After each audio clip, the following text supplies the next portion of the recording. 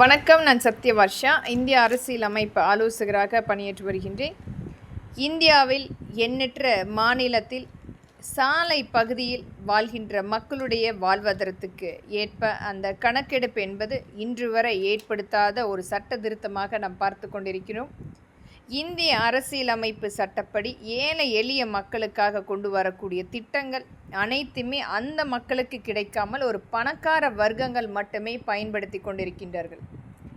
நியாய விலை அட்டையில் பெறக்கூடிய அந்த அரிசி, பருப்பு, எண்ணெய் அனைத்துமே ஒரு முழுமையான ஒரு 40-50% இன்றைக்கு ஒரு பணக்கார வர்க்கங்கள் மட்டுமே வாங்கி கொண்டிருக்கும் நிலைமையும் நாம் பார்த்து கொண்டிருக்கிறோம். ஆனால் இன்றைக்கு நியாயமாக கிடைக்க வேண்டிய அந்த எந்த ஒரு வாழ்வாதாரம் இல்லாமல், அங்கீகாரம் இல்லாமல், சாலை பகுதியில் இன்றைக்கும் எந்த ஒரு அடையாள அட்டை இல்லாமல் அவர்களுடைய வாழ்வாதாரத்தை அந்த கைவினை பொருட்கள் போன்ற அனைத்துமே செய்து அவர்களுடைய குடும்பத்தோடு வாழ்ந்து கொண்டிருக்கின்றார்கள். எந்த ஒரு வீடு கட்டமைப்பு இல்லாமல் நாடோடிகளாக அந்த மக்களுடைய வாழ்வாதாரம் அழிந்து கொண்டிருக்கிறது. ஆனால் இன்று வரை அதற்குரிய முழுமையான தீர்வு எட்டப்படாமல் ஒரு பணக்கார வர்க்கமாக இந்த அரசியல் அமைப்பு சார்ந்த ஒரு நபர்களாக மட்டுமே மாறிக்கொண்டிருக்கின்றது. இது அனைத்துமே முழுமையாக ஒரு பிரத்யேக குழு அமைத்து அந்த சாலை பகுதியில் இருக்கின்ற மக்களுடைய வாழ்வாதாரத்தை மேம்படுத்தவும், அவர்களுக்குரிய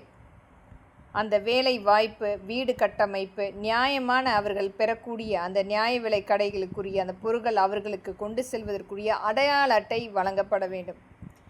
இது இன்றைக்கு சேவையின் மூலம் ஒரு 10 நிமிடத்தில் அவர்களுடைய புகைப்படத்தை எடுத்து கை ரேகையை பதிவு செய்து அந்த அவர்கள் இருக்கின்ற அந்த சூழ்நிலைக்கேற்ப அவர்களுக்கு வீடு கட்டமைப்பும் மற்றும் அவர்கள் அந்த நியாய விலை கடைகளில் உடனடியாக பொருட்கள் பெற்றுக்கொள்வதற்குரிய அங்கீகாரம் வழங்கப்பட வேண்டும்.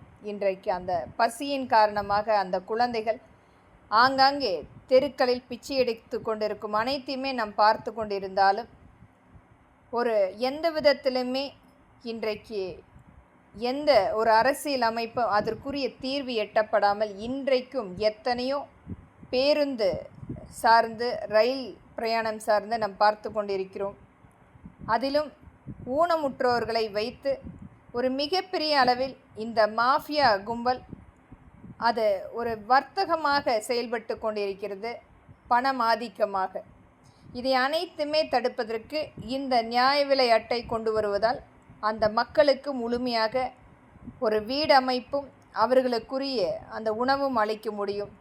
இன்றைக்கு நம்மளுடைய தமிழ்நாட்டில் அம்மா உணவகம் கொண்டு வந்ததே இந்த மாதிரியான ஒரு மிகப்பெரிய அந்த வாழ்வாதாரத்தை இழந்த மக்களுக்கு ஒரு வாழ்வளிப்பதற்காக ஒரு அக்ஷய பாத்திரமாக வந்த அம்மா உணவகம் போன்ற இந்த கருப்பு அட்டை என்பது எளிதாக மக்களுக்கு கிடைக்கக்கூடிய சூழ்நிலை ஏற்படுத்த வேண்டும். அது மட்டுமில்லை, அவர்களுக்கு ஒரு வீடு கட்டமைப்பும் தொழில் வாய்ப்பும் கட்டாயமாக ஏற்படுத்தி தரும் பொழுது இனி வரும் காலங்களில் அந்த சாலை பகுதியில் இருக்கின்ற மக்களுக்கு ஒரு மேம்படுத்தக்கூடிய திட்டமாகவும், இனி வரும் காலங்களில் பிச்சை எடுப்பதற்குரிய இல்லாமல் அவர்களும் ஒரு வாழ்வாதாரத்துக்கேற்ப வாழக்கூடிய வழிவகை செய்யப்படும். இன்றைக்கு எத்தனை ஒரு அச்சுறுத்தக்கூடிய சூழ்நிலை நாம் பார்த்து கொண்டிருக்கிறோம். ஆங்காங்கே குழந்தைகள் திருடப்பட்டு அவர்களை பிச்சை எடுக்கப்பட்டு ஊனம் அடுத்தி அதையும் ஒரு வியாபாரமாக செய்து கொண்டிருக்கும் சூழ்நிலை மாற்றுவதற்குரிய அமைப்பை இந்த நியாய விலை கருப்பட்டை. இதை வைத்திருக்கக்கூடிய நபர்கள் எந்த விதத்திலுமே யாரிடமும் கையேந்தாமல் ஒரு அரசால் கொடுக்கின்ற அந்த சலுகையை வைத்து அவர்களுடைய வாழ்வாதாரத்தை மேம்படுத்தவும், அவர்களுக்குரிய வேலை வாய்ப்பை முழுமையாக கொண்டு போய் செயலாற்றவும் இந்த நியாய விலை அட்டை பங்களிப்பு கொடுக்கும். இதை உச்சநீதிமன்றம் கண்டிப்பாக பரிசீலிக்கப்பட வேண்டும்.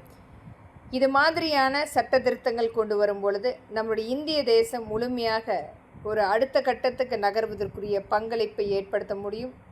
இது மக்களின் எளிய மகளாக இங்கு பதிவிடுகின்றேன். நன்றி, வணக்கம்.